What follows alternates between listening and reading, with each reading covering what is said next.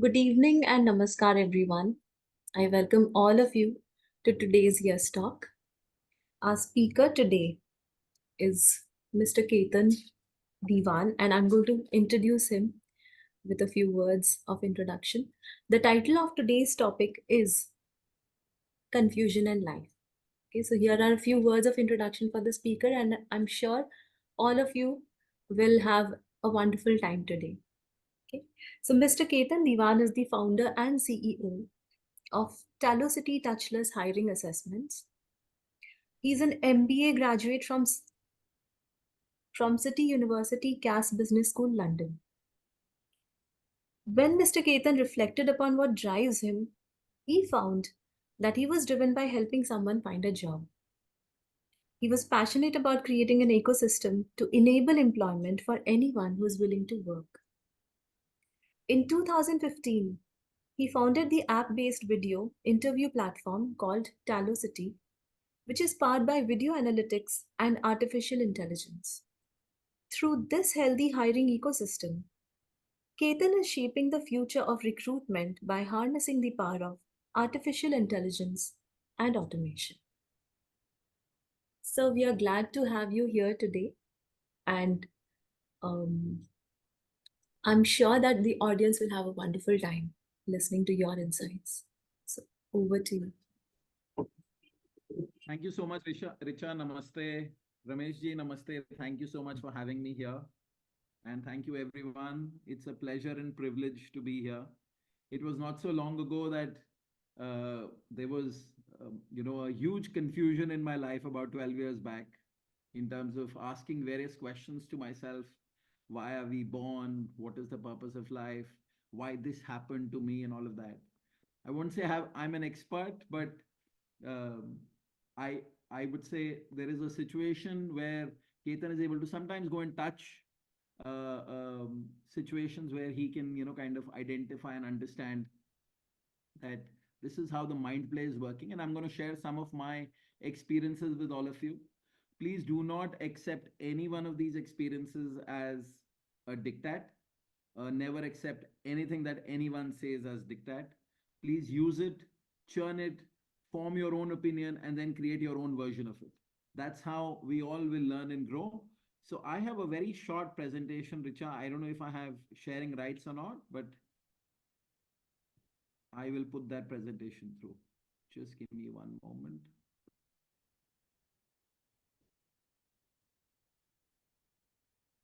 Nitinji, I made you the co-host, so you'll be able to share the screen. And if you can do something about the audio, your sound is rather low in volume. My sound is low. Okay, just let me check.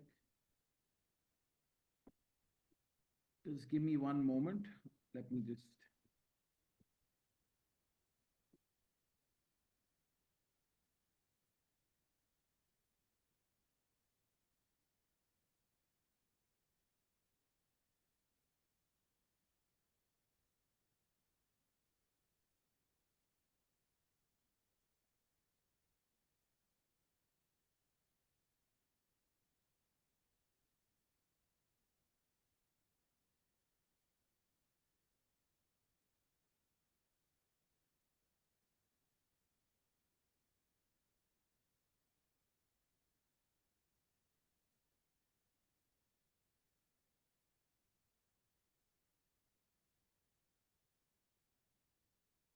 Is it better now?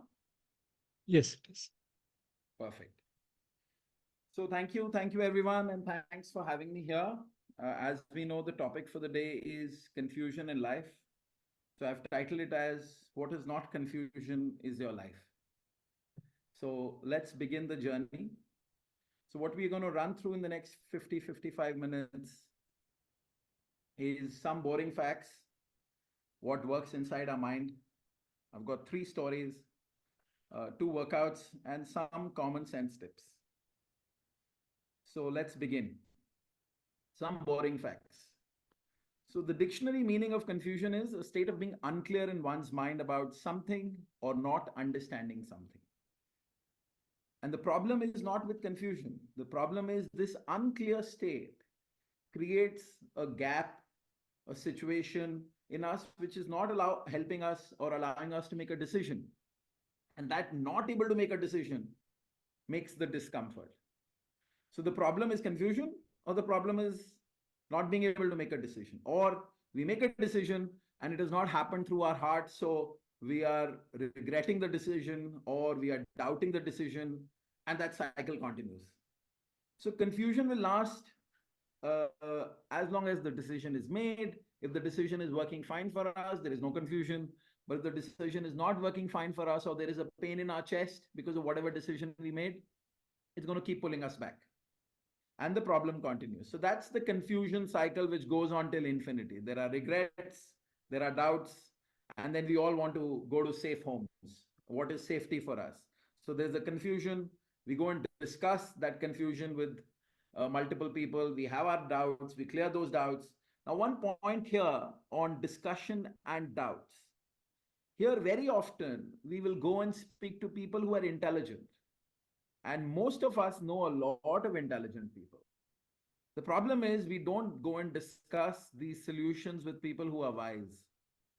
And that becomes a problem. Hey, this uncle has done a chartered accountancy course. He's a very educated. He's done very well for himself. Go speak to him. Oh, your cousin's elder brother is a doctor. Go speak to him. Ari Baba, I need to know what I need to know. Okay, I'll go and speak to them, but they're going to give me a tailored answer more often than not. Can I go and also speak to people who are wise? Now, how do you find wise people? Wise people, there's a very thin line between wise people and foolish people, but I will also bucket foolish people as wise. So it's always there is merit in going and speaking to random people. And in that process, you will see there'll be some things which will echo in your chest, in your heart, where, hey, this is something which feels right. Don't be hoodwinked with the fact that we are intelligent. We none of us are intelligent. We don't make decisions basis our intelligence. We are all feeling beings. We are not thinking beings. God has not designed us like that. So we feel something, we decide, and then we have a laundry list of reasons why this is the right decision. But in reality, we are feeling beings. So go discuss, but go and discuss with wise people. If you can't find wise people, tough to find, go speak to random people. But then sit down with yourself and come to your decision, own your decision. And when you will then have, moving to stage 3, you have decision and then you have doubts. So if you follow this process, see, there is no decision which is complete. There is no situation which is final. You'll always have to give something to get something. College life, school life, hey, can I get that girlfriend, boyfriend? 20 years later, you think, hey, I married the wrong person. I should have married that smile wala girl or that smile wala boy, but I made that mistake. And then that decision, doubt. Why? Because you just had a problem with your spouse and that flirt, that thing. It is involuntary sometimes how this whole ecosystem works in our brain. Hey, I want to become a lawyer or I want to become a doctor. And then there are situations or doubts which the ecosystem will throw back to you. Now there's, thanks to Shark Tank, there is this whole ecosystem of starting your own startup ecosystem. Good, great. There is no problem in any decision that you make. Just make sure you're making the decision on your own. Input points can be many. And then there is doubt about decisions that you have. So it moves to, hey, other decision was better. And then the confusion cycle continues. Regrets, doubts, and always wanting to get into safety zones. Now, this is the boring part of the conversation that we are having. And now begins the interesting part. So what works inside the mind? Let's look at our mind and how it works. This is our mind. There are thoughts. They are dropping like water.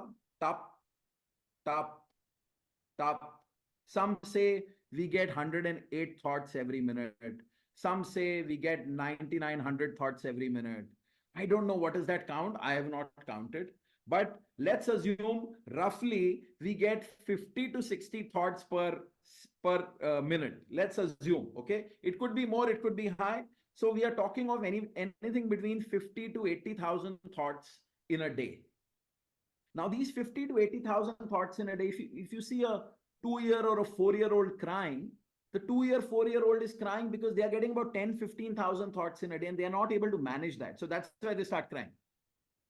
But we as adults, because we've grown up in an environment, we can't cry, but we are what? We are confused. Hey, what's happening? Why are these thoughts coming?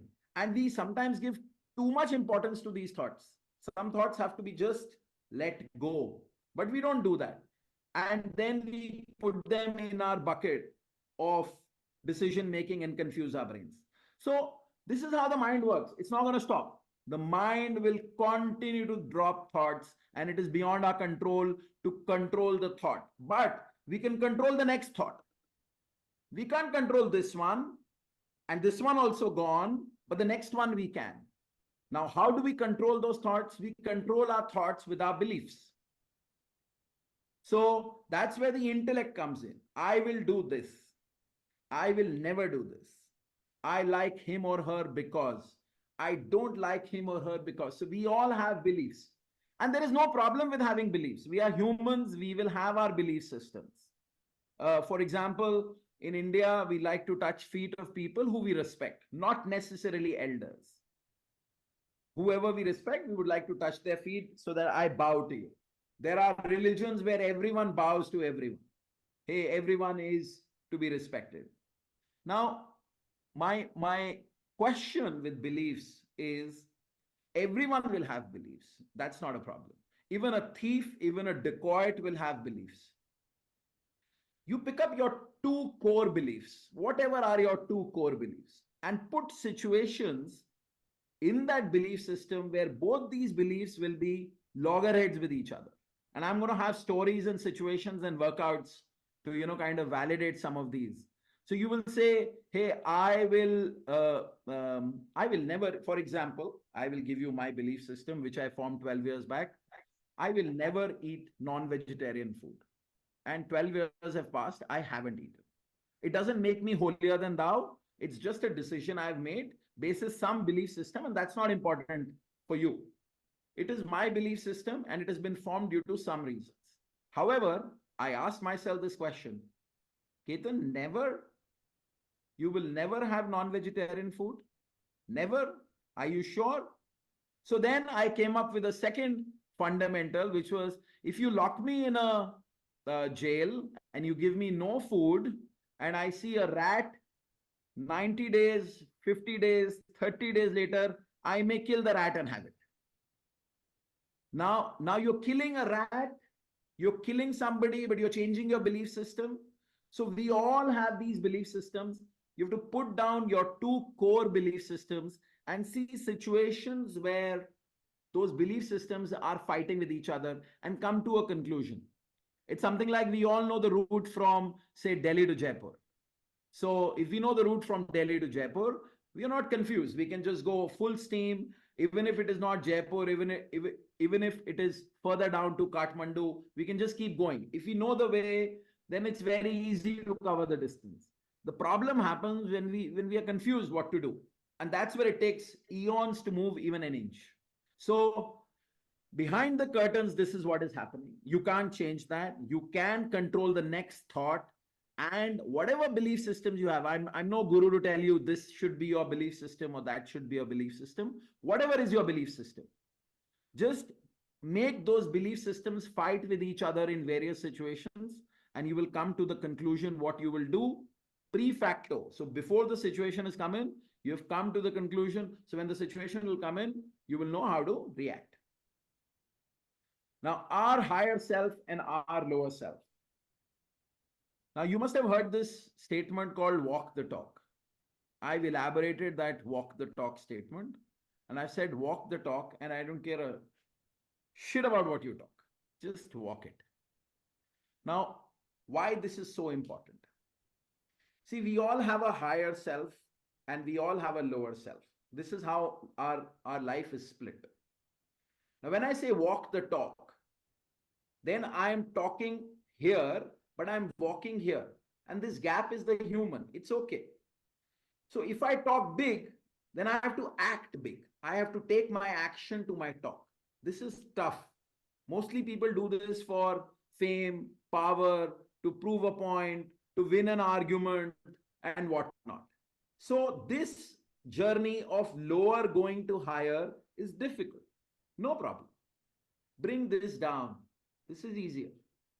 So you may be an extrovert or an introvert, but internally become an introvert where if you can't walk the talk, what you are about to say from your mouth, if you can't do it, no problem. Just don't say it. Bring this level down. So you will be able to not say what you will do and you will do what you have eventually said. So you brought your level of talking down. And that's the trick. Now let's get into the interesting part. So I've got 3 stories, 2 workouts, and some common sense tips. And Richa will allow questions, then we'll take questions as well. So first is the beggar story. Now this is a story which came to me. I've not read it anywhere. This is a story that came to me in one of my meditation sessions about 10 years back. And it was linked around action is not good or bad, motive is. Now imagine I'm a beggar. And Richa, I come to your house. Richa, sorry to use you as an example, but because you're the moderator, so That's okay. That's okay. so I come to your house. You live in a society flat. There are multiple flats on the same floor where you live, and I ring your bell. You open the door. See me in tatters. My clothes are torn. My look is bad. And you feel pity towards me. Hindi mein taras. आपको मेरे पे तरस आ जाता. You feel pity for me. So you're like, let me give him some food. But suddenly you see just opposite your door, there is a neighbor of yours who's a smart neighbor who you secretly admire. We all have secret admirations. Okay. We don't tell anyone. We all have these secret admirations. So you secretly admire that person. And now your brain says, Man mein laddu phuta, brain says, this is an opportunity for me to impress this man. Okay. Now you turn around and you're going back to your refrigerator and you're thinking what to do, what to give, what to give, what to give. Yesterday night's dal chawal is there. I could give dal chawal for food. But I'll have to heat it. Again, your brain is working and you're walking. Sandwich is also there. So sandwich has to be grilled. No. You reach the refrigerator and you open the fridge and suddenly a thought comes in your mind, which you had studied in grade 3, was milk is a complete food. So you say, hey, let me give this beggar milk. So you are just about to pick up the fresh pan of milk and pour a glass from there. You suddenly see there is a old glass of milk lying at the bottom of the fridge for the last 2 days. Now your brain starts playing circus. It is saying, shall I give the new milk, old milk, new milk, old milk, new milk, old milk? Suddenly the thought comes, your mom had taught you that, Richa, you should not waste food. So you say, yeah, we should not waste food. So like I told in the journey before, fundamentals, beliefs. So your fundamental came into action. We should not waste food. Now suddenly the next thought comes is, make it quick, that man across the door will go away. Not the beggar. The beggar will be there only. That man who you have to secretly get admiration from will go away. Now you're like, oh, quickly. And then now you're justifying. You're walking back to the door, but you're justifying. It's not bad. It's not kharab. He's a beggar. So what? At least I'm giving something. So what? And you're walking with this confusion. And then what is going on in your brain is, I hope that man is there. I hope that man is there. I hope that man is there. And you go, you open the door, you give that milk to me. You secretly first see that that man is there or not. You see, he's there. You're relieved. Wow, thank you. And now you give that glass of milk to me. I drink the milk. I say thank you to you. You secretly take admiration from that man across the aisle of your house, but you under sin for yourself. Now you'll be like, how the brain argues. You'll be like, no, but this is not wrong. This is not bad. This milk was not bad. This person was a beggar. You can argue till the donkeys come back home. But 2 questions for you. First question, and you don't have to answer it, Richa. This is question for everybody. And we can pause and hear answers from people about these questions. First question is, if your favorite person would have come to your house, would you have given the same milk to that person, or tea made from the same milk to that person? Favorite person could be your favorite film star, your favorite politician, sports star, your most loved relative, friend, family member, doesn't matter. If they would have come, would you have given the tea of the same milk? If yes, no problem. Absolutely no problem. So what you have done is you have walked the talk. No problem. You are same. But if that was not same, if that was different, which means you would have given fresh milk to somebody else and you're giving old milk just because I'm a beggar, then you under sin for yourself. Second is, you had the new milk, but you did not want to give it. It could be economic reasons, it could be some other confusion in your brain, no problem. You did not want to give that milk. Now you gave that old milk to me, and you touched me and you said, sorry, I have new milk, but I can't give you new milk. I'm giving you this old milk. Please have it. And loud enough for your neighbor also to hear. Now, if you've done this also, no problem. That means you are not divided in your brain for a given situation. And this may be a very small story, but let's see what comes out from this. Action is not good or bad. Motive is. So there are 9 motivations we all humans carry. We have food, sex, money, fame, power, anger, desire, fear, and pain. This all is called ego. Now, there's a funny thing about ego is, whenever a child is born, whenever, and I heard this recently, whenever a child is born, God comes in the ear and says, suppose Richa is born today, God will come in Richa's ear and say, Richa, you are the most intelligent person I'm sending to this planet. Everyone before you and everyone after you is stupid. Only you are the intelligent person. And this whisper that God did in your ear made that ego set for you, started that whole humdrum of confusion and challenges in your life. Sadly, God was smart. Okay, God or superpower or conscious or whatever we may call it. He or she said this to everybody. Now how this whole birth of ego took place, I can't change that. It's tough to even go and try to understand that, but let's try to scratch the surface. There are these 9 motivations: food, sex, money, fame, power, anger, desire, fear, and pain. Every night, or preferably every morning, sit with your notebook, write down why you did what you did. Yeah, yesterday I gave the old glass of milk to the beggar because I did not want to give the new glass. In reality, I wanted to quickly impress my neighbor. So fame got activated, power got activated. And that's it. You don't have to say, I will change myself. You just have to acknowledge to yourself, yeah, fame got activated here, or fear got activated, or whatever got activated. And you will see, when you will write these stories about how you did what you did yesterday, then the motivation of each one of these 9 parameters will start becoming weak. You'll become naked in front of yourself each time, and the power of that ego will stop troubling you. It will continue to drop till one day it will drop. I'll give you live example. 12 years back, I used to have 3 meals in a day. 4 years back, I started having 2 meals in a day. Now I'm on the cusp of having maybe 1 meal in a day. And I strongly feel sunlight can photosynthesize with the human body as well. And my surface area is more, so maybe I'm able to get more photosynthesis. But sun is the source of energy. I used to drink alcohol once in a week. Now it's come to a point where I'm thinking I'm drinking because it's a Saturday, but I don't want to drink. So, that motivation will keep dropping, keep dropping. I used to be hugely angry on everything.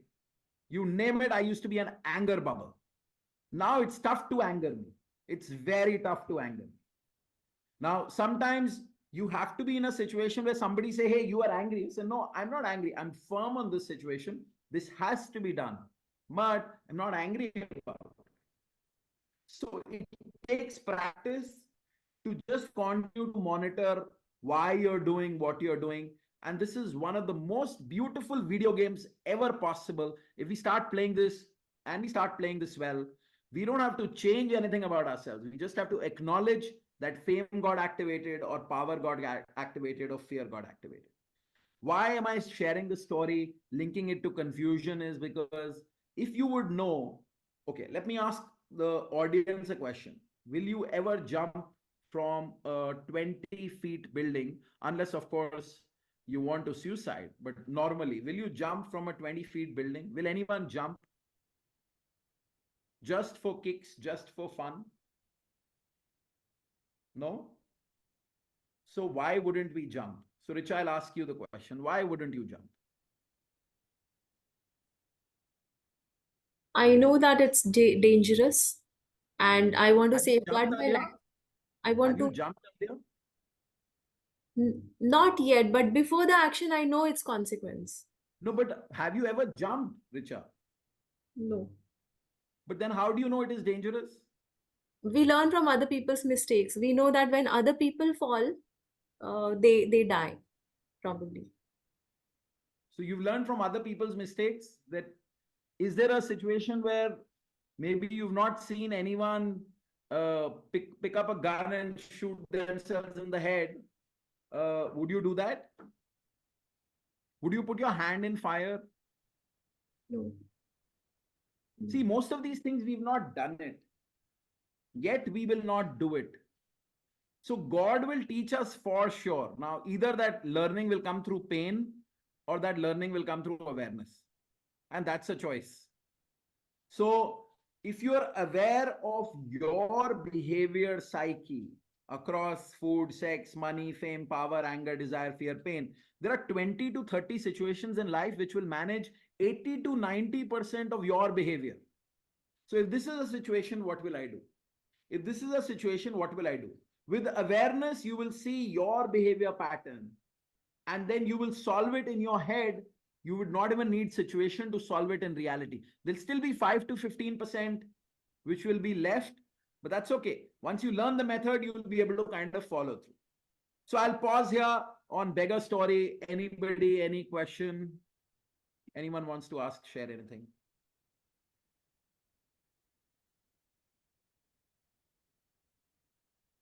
Perfect. So I'll move to the next one, which is a train accident. Now, this is not my story. I heard it somewhere. But it's a fabulous story. So imagine, Richa, I will take you again as my correspondent. So imagine, Richa, you are a train driver. You're coming at full speed and you are on a track and there are 6 children playing on the track. There it is written danger, and the children have read it is danger, and they're still playing on that live track. Next to that live track is a connected dead track. That dead track goes into a place where the train, if taken there, will slow down and stop. It won't derail. There is no danger sign, but there is one boy, one child who's playing there. 6 children playing here, one child playing there. You are the train driver coming at full speed. Now, you have 4 options. What will you do? First, the 6 children are in your path. You are pressing the horn. They are not moving. So you will kill 6 children. Option 2, you can't have the burden of killing 6 children. So you will put the train on the side track where it will kill one child and the train will slow down. You will kill one. Option 3, You will break the train, and there are more than 3,000 people on the train. You will derail the train, and most will die, some will get injured, but at least you're not killing the children. There could be children in the train as well. Number four, you say, hey, this is so tough, I can't do anything. You will jump off the train. So, Richa, what will you do? And there is no right answer. This is a very tough one, I would say. You put me in a situation which No, no, is it's not tough. It's not tough. You answer, then I will tell you something more, then it will become tough. Right now is easy.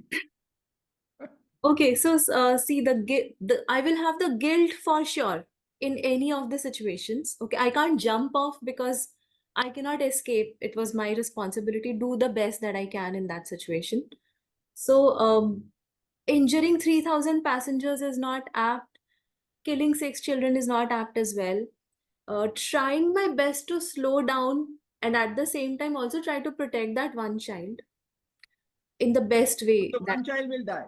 will die. Okay. Whatever you do, the one will die. Yeah, so I will live with that guilt of killing one person and try to Okay. save other people.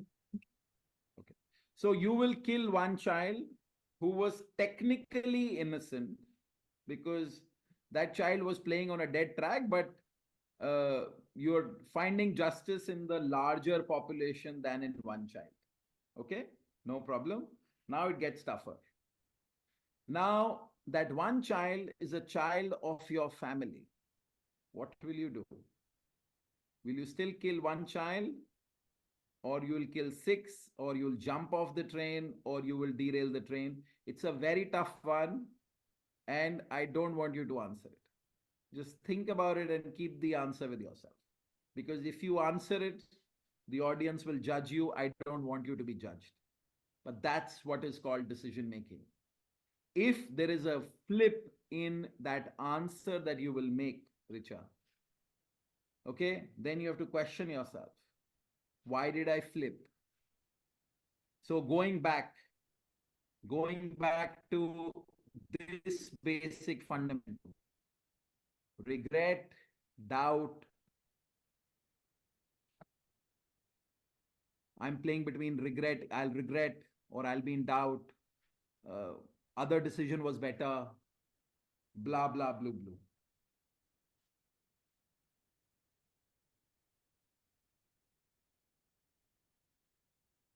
Tough. I don't want you to answer. Don't answer. Okay. This is also a story I heard many, many years back. This is how decision paralysis happens. And some of you must have heard this story. It may be a repeat. The camel father son story. So, in a desert, a father, a son, and a camel were walking. So, both were walking with the camel in their hand. The camel was walking, the father was walking, the son was walking. People said, how foolish these people are. They have a camel in the desert and they are walking. So the father heard this and sat down on the camel and started riding the camel, and the son was walking. So people said, hey, how stupid, how irresponsible a son this is. He's making his, sorry, how irresponsible a father he is. He's making his son walk in the sand. So the father got down of the camel and put the son back up. And now the son was riding the camel and the father was walking. People said, what an irresponsible son. He's making his father walk in the desert in such heat. So both of them heard this and they both sat on the camel and started going in the desert in the heat. Then someone was like, man, these people are so inhuman. It is so hot. And they are, both of them are sitting on one poor camel and making him suffer their weight in the heat. That is called decision paralysis, or something someone will say, kuch to log kahenge. Like this, you will never be able to live your life. So like in that film, Last Samurai, if somebody has seen it. So the last samurai was going and he was asked, which direction should I go? Left All right. So he picked up the sand and he threw the sand like this, like we used to do that for kite flying. We used to pick up sand and see hawa kis direction ki hai. So the air was going this direction, so he went in that direction. So whenever I get stuck in a decision, and mostly you get stuck when you confuse yourself by overthinking it.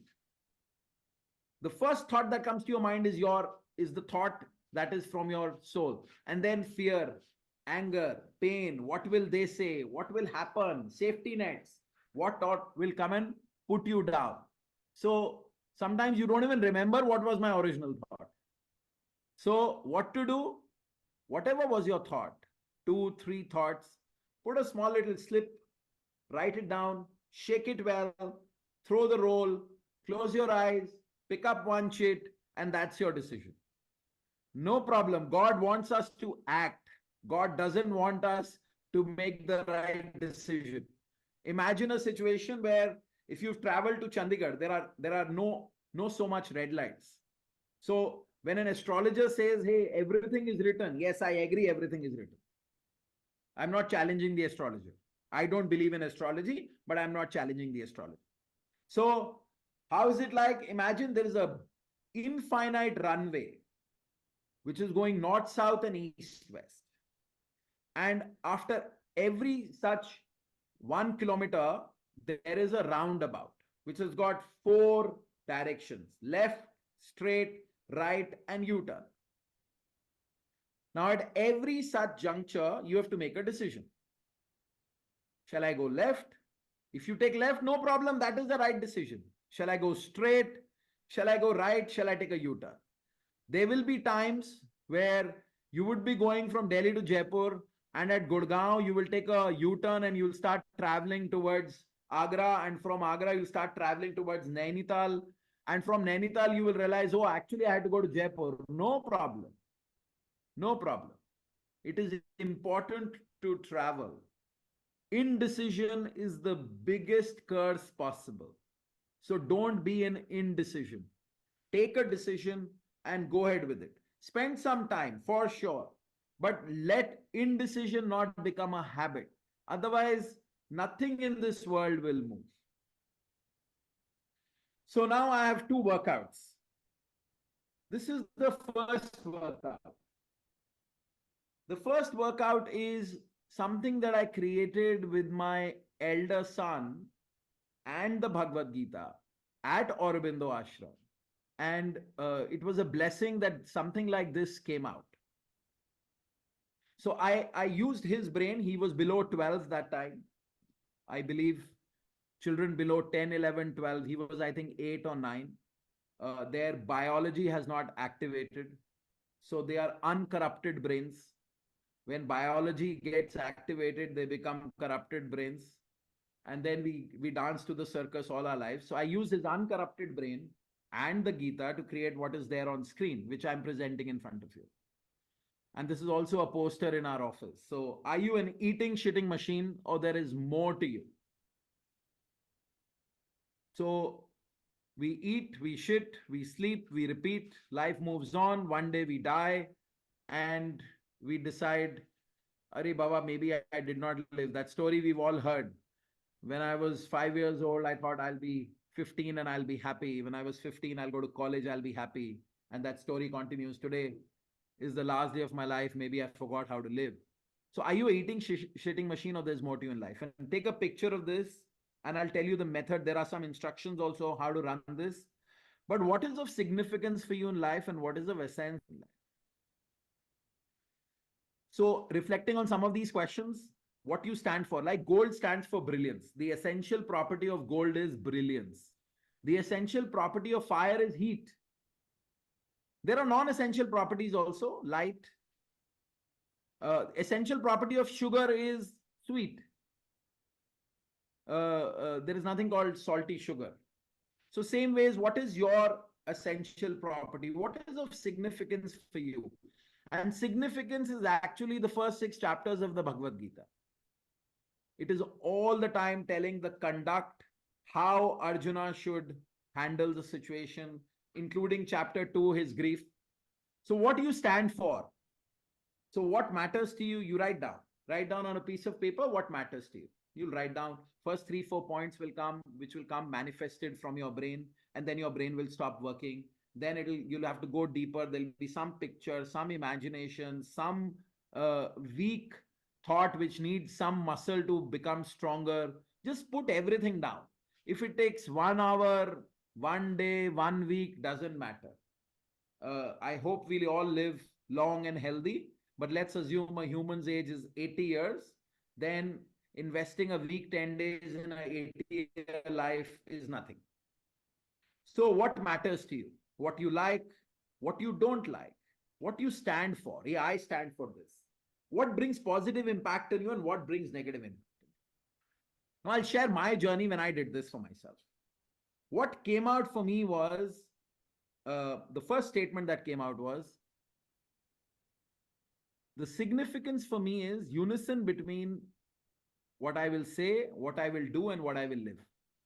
Unison between कहना, करना, and निभाना.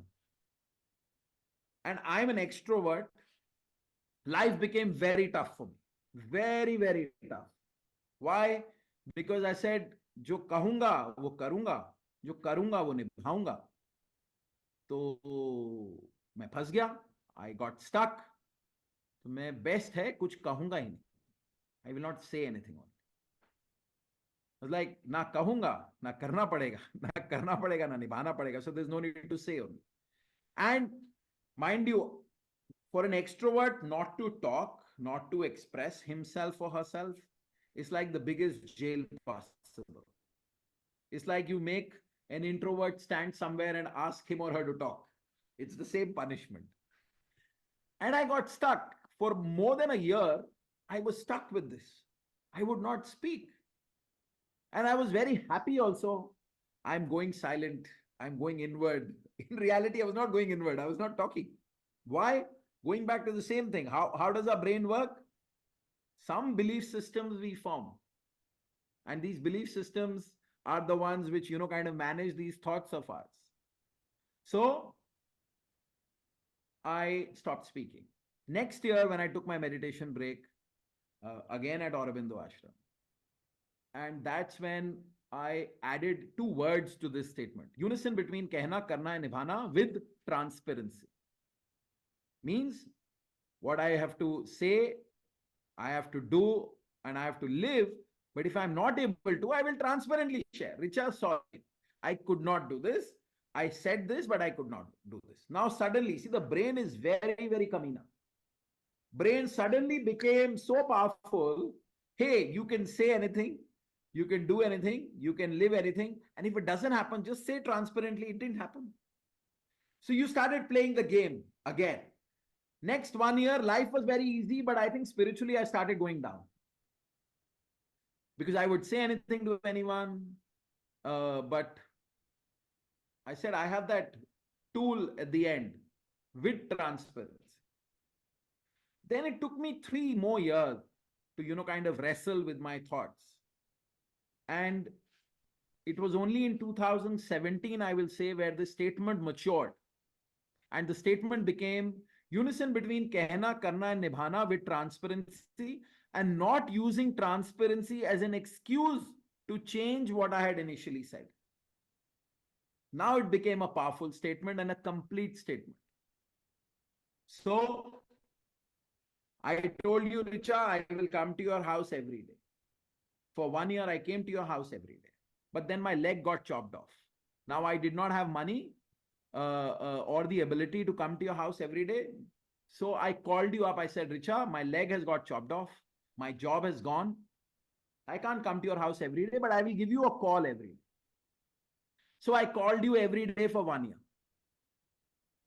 And after 1 year, because I had no income source, my telephone also got shut. So my last call I made to you that, hey, Richa, I cannot call you every day because I won't have a telephone now. I'm going to write a letter to you every week.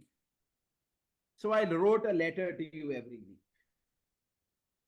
And then I did not have the capability to even write a letter to you. So I last wrote to you that I would not be able to send this letter also. I can't afford it. But if you are passing by from here, meet me. And if I am passing by your house, I will meet you. Unison between what I will say, what I will do, what I will live with transparency, and not using transparency as an excuse to change what I had initially said. I did not know when I promised you that I'll come to your house every day that my leg will get chopped off, that I cannot walk, I will not have a job, I will not have money to even make a telephone call, leave alone a letter. So I did not use that transparency as an excuse. However, whatever way life happened, I presented that in front of you. And this statement got matured. So when you will run this past yourself, you have to form a statement for yourself. It will be a combination of words, or it may be none of the words that you will, kind of write down here. So what matters to you, don't write sentences, write words. And once you stitch this through, why this is important in a session called confusion? Because you will know what you have to do, what you stand for, what you don't have to do, what you don't stand for. So it'll be like your radar, like your rudder to help you in every situation. Like Richa will not jump a 24th floor building, but she has never done that earlier. It is through awareness.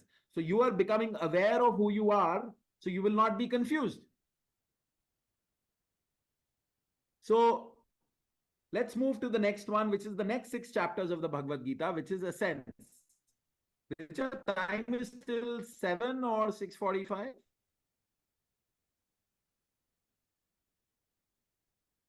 Well, it's quite flexible. So, Okay. So I planned it for till 7. So we have about 30 moments. okay.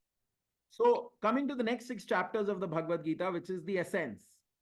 Essence means who are you? Like soil is made of soil, gold is made of gold. Who are you made of? If I take a part of you, what would it be? I'm not talking biologically. I'm talking at a human level, what it would be, at a spiritual level, what it would be.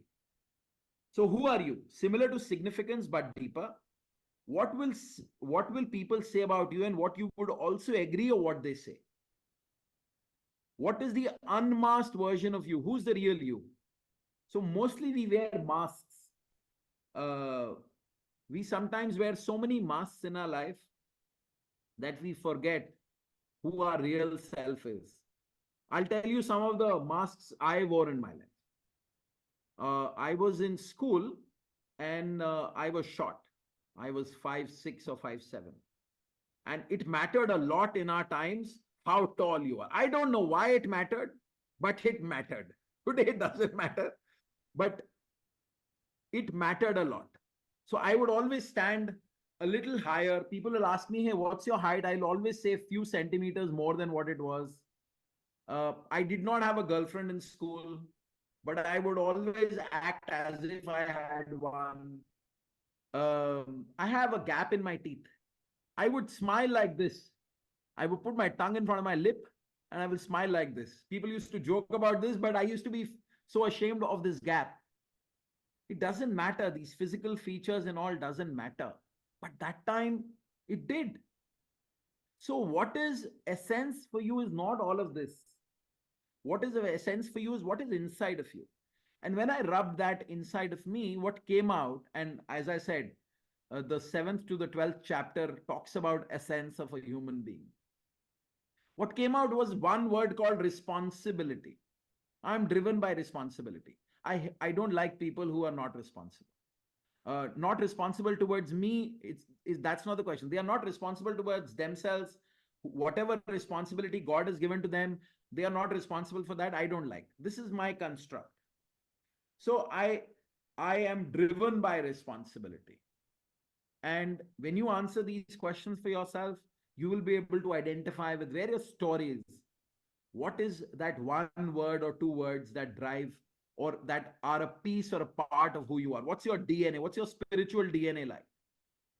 And that, knowing that, will change the way you will make decisions, will change the way you will act, decide, and manage life. And then there is a bridge between significance and essence, which is the work that you will do in life, which for me was not Talocity. My work was 100 million jobs, 1 billion smiles, helping people get a job. Why? Because when someone gets a job, it's a very big thing. They're able to take care of their family, have respect in society. 100th day of not getting a job, they don't become a criminal. And that's Ketan's way of looking at changing the world. So started walking on that path, and it's been now 13 years, not with Talocity, even before that.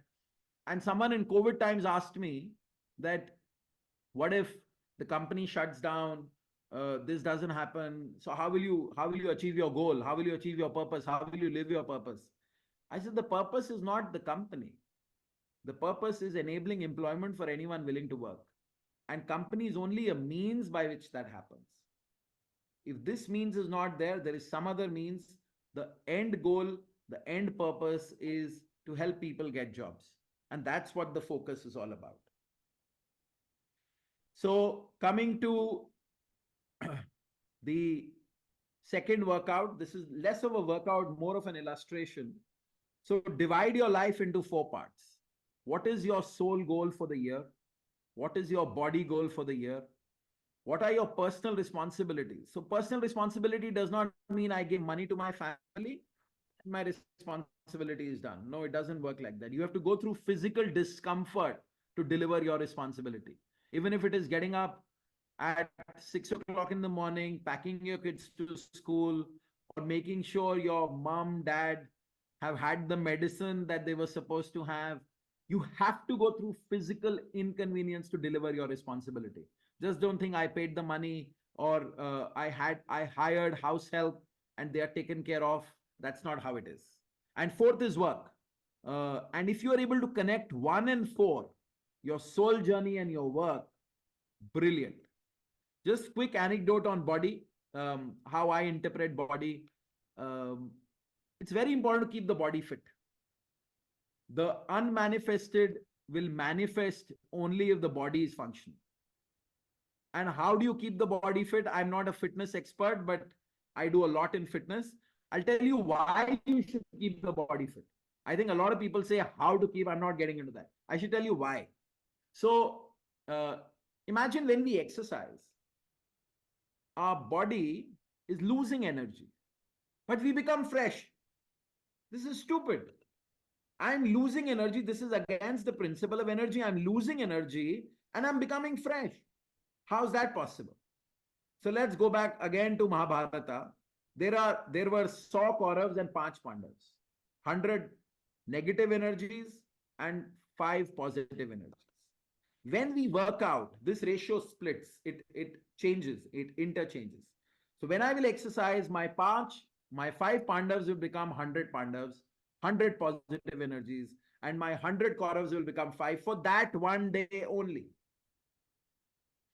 And that's why I've lost negative energy, or I've converted negative to positive. That's why I feel fresh. So last 2 months, I said, ye dil mange more. So I used to do 1 hour, 15 minutes of workout every day. Now I do 45 minutes in the morning and 30 minutes in the evening. Twice. Why not kill the Kauravas twice in the day? Why kill them once? And work, as I said, if you can link work and soul, nothing better. Coming to some common sense tips. Reduce the number of decisions you make. So if you are able to make a list of these are my daily decisions and these are my big decisions. Big decisions could also be daily decisions. Big decisions are far future or near future decisions. Daily decisions are important decisions. Both are important. But reduce the number of decisions you make in your life.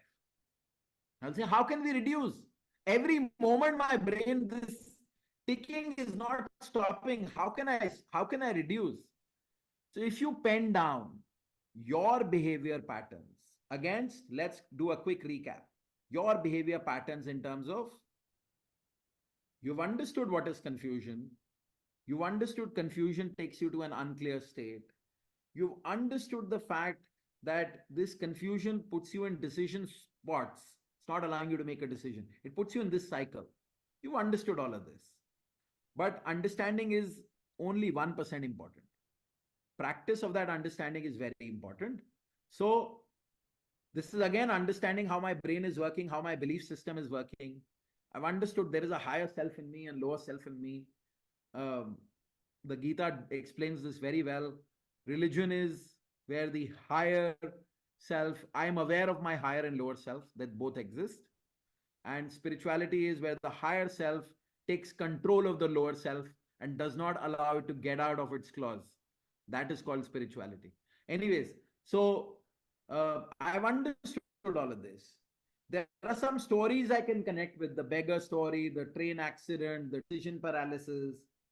And then I've done this workout for myself. When I've done this workout, I've known my most important question: what is the purpose of my life? Why am I born? Then I've also done a workout for what is the goal for my soul, which comes from my purpose. From this one comes my soul. My body, I've got a short story on. It's good to be fit. My personal responsibilities God has given me, I put them down. Whatever work I do, it is not important what work you're doing. It is important what you are doing in your work. And if you are able to link that to your soul journey, nothing better. So the big decisions: what education should I do? What work should I do? What should I choose? Who should I choose as my life partner? Shall I stay in my city? Shall I change the city? Shall I go after that boy, that girl, that boy? Uh, so many big decisions. And unfortunately, some of these big decisions come in an age where there is a biological challenge in our body also. Boys, girls, both included. So if you with awareness can use some of these tricks to identify what are your big decisions in life and pen them down, then you would have made that decision even before the situation would have come in. And irrespective of the situation, your decision won't change. It's not about being rigid, because it has come from the voice of the soul. Imagine I'm driving full speed I'm driving from Delhi to Jaipur, but I had to go to Chandigarh. No matter how fast I drive, I'm going in the wrong direction.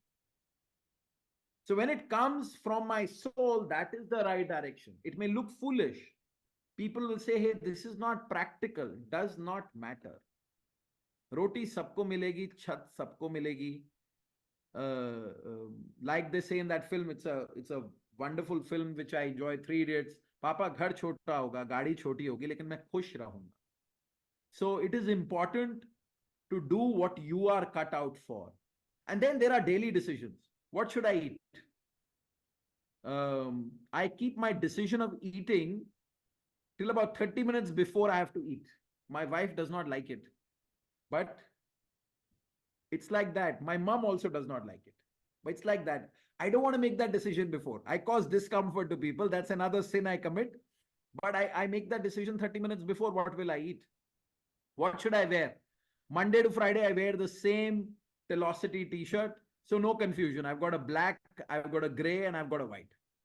Ramesh sir has seen me in the black version a few times. So what to wear is so easy.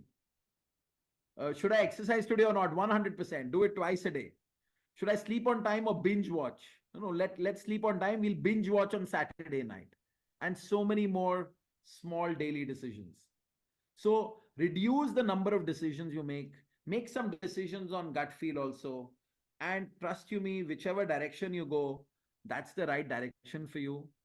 And just one last tool, which I made. Unfortunately, intelligent people in our family, friend circle, everybody taught us that what has to happen from brain and how also has to happen from brain. What do you have to do? Ask any MBA graduate, what do you want to do? I want to be an investment banker or I want to be a management consultant. Oh, really? Ask any engineer, what do you want to do? I want to be a software developer. Okay. Why? Because that's the trend. You go and talk in a B school about chairs, 800 crore people in the world, everyone needs to sit on chairs, and this is my chair company. And next morning, they will be like, what do you want to do? I want to work for chair companies, because everyone has to sit. So what comes from brain, how also comes from brain. This is the worst thing that is possible. What has to come from the voice of my soul? How will I know my voice of soul is working? If I have one reason to do something, if I have one reason to do something, or I have no reason, zero reason to do something, that means my voice of soul is working. Why do I love my children, my wife, my mother? I don't have a reason. It's my voice of soul. And how you have to do something, you have to use your brain. And how will you know that your brain is working? If you have two reasons or more than two reasons, means your brain is working. So we all have to walk on our feet, but we can also walk on our hands. But hands are not the instrument to walk.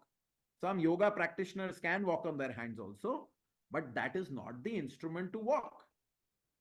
Walking is with feet. So, what comes from the soul? How comes from the brain? That's the trick to continuously maneuver. Thank you so much. Namaste and slay best always. I hope you enjoyed the session and happy to take questions. Thank you so much, Ramesh ji, for this opportunity. Thanks, Richa, for the moderation, and really appreciate everyone to be here and hear this talk. Thank you. Thank you, sir. It was indeed a very enlightening talk. And I now request participants, if you have any questions from the speaker, you may enter that in the chat box, or you could unmute yourself and ask directly.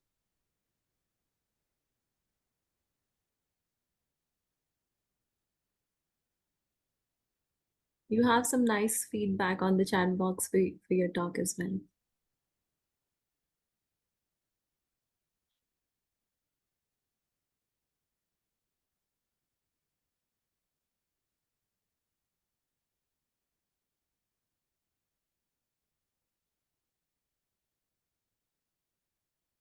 If there are no questions, I would like to.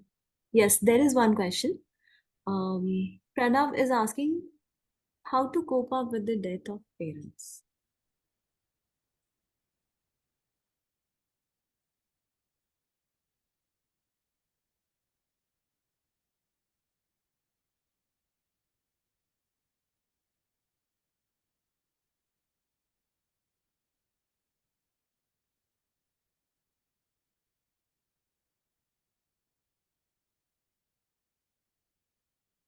I think we lost the speaker, probably because of network issues.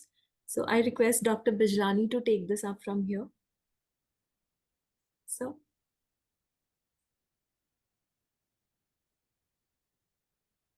could you share your ideas and thoughts on this topic and anything that you might want to speak?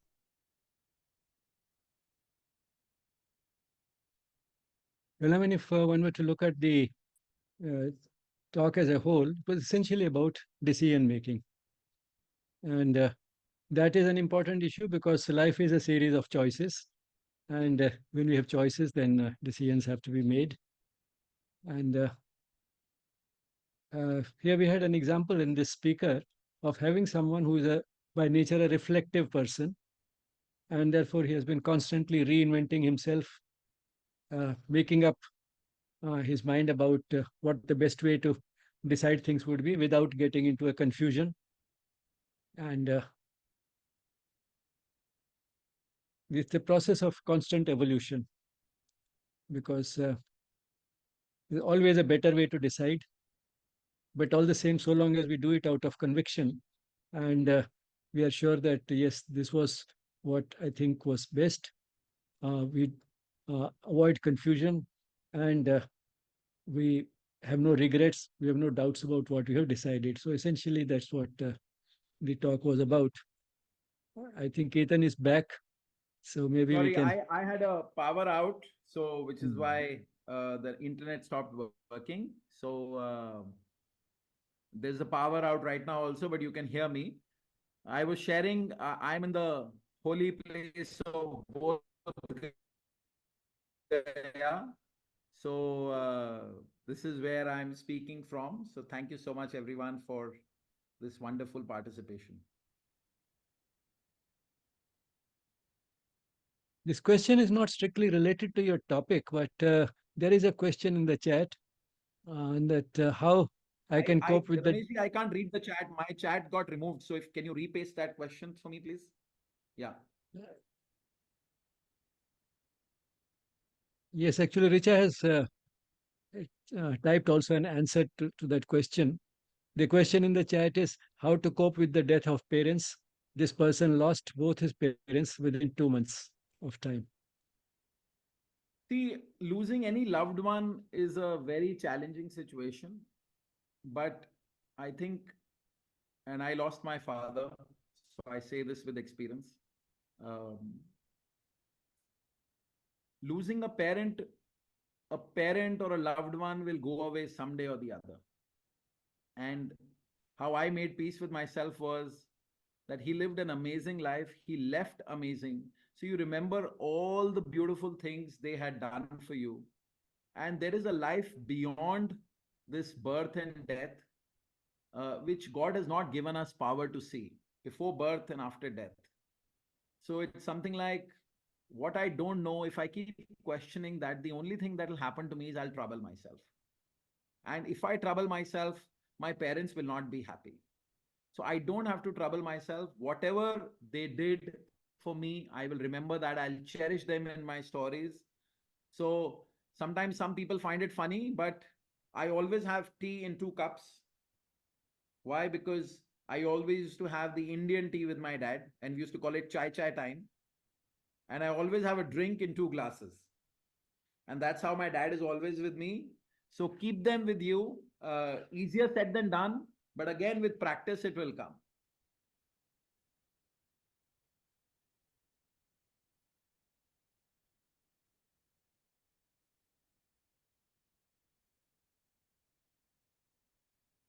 Thank you, sir, for answering that. That was indeed a wonderful perspective coming from your personal experience. I hope this answers the question of the participant as well. So you'll Doctor, have to paste questions if there are any questions because I cannot read any. My chat window is clean. sure, sure. So this was one question, and we were having Dr. Bijlani share his thoughts around your topic, around your talk. Okay, so sir, over to you. Yes, as I said, I mean, the talk was essentially about making choices, and that's important because life is a series of choices. And the best way to decide on something is something which can keep changing because we are constantly evolving. And but the important thing is to have the courage of conviction to choose uh, consciously between the easy path and the right path, and not go after something which seems uh, quick or glamorous, but go for something which is of lasting value. And looking at sort of not only personal interest, but going beyond our little self. I mean, these are some of the guidelines that we could discover also in the talk that we had today. And there can be situations, as some of the stories that Ketan shared, particularly the one about the speeding train, where even the best of sort of choices uh, has its pitfalls, as well as it will leave us with some regrets and doubts, perhaps. So there can be really trying situations sometimes. But as far as possible, and one can sort of, by and large, live a life in which one can decide on the basis of some broad principles. And as he said, I mean, we don't really live by our intellect, we live primarily by our feelings.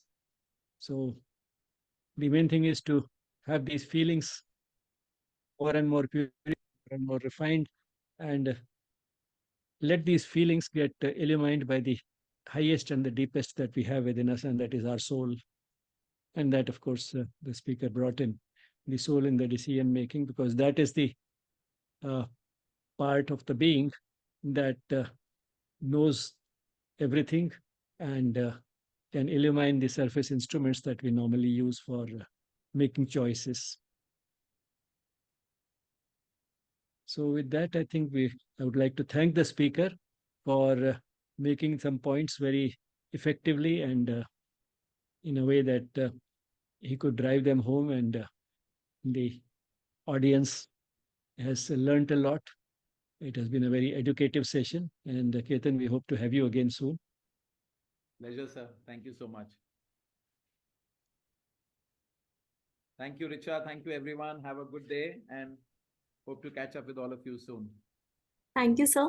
For participants, let me inform that this talk will be made available within a few hours on our YouTube channel titled Yes, Spirituality. I have entered the link in the chat box and I've also written the name of the channel. It is capital YESPIRITUALITY. Yes, Spirituality. And please, if you haven't yet checked this channel, please go out there for exclusive content on yoga, education, and spirituality. It's a very high value videos and lectures from eminent speakers and experts. So I request all the participants to log into that channel and also subscribe. I thank you, sir, once again for sharing wonderful insights on this topic. And I found the topic of great value. I'm also very thankful to the participants for staying here all this while and for being here with us. We will end today's talk with a moment of silence.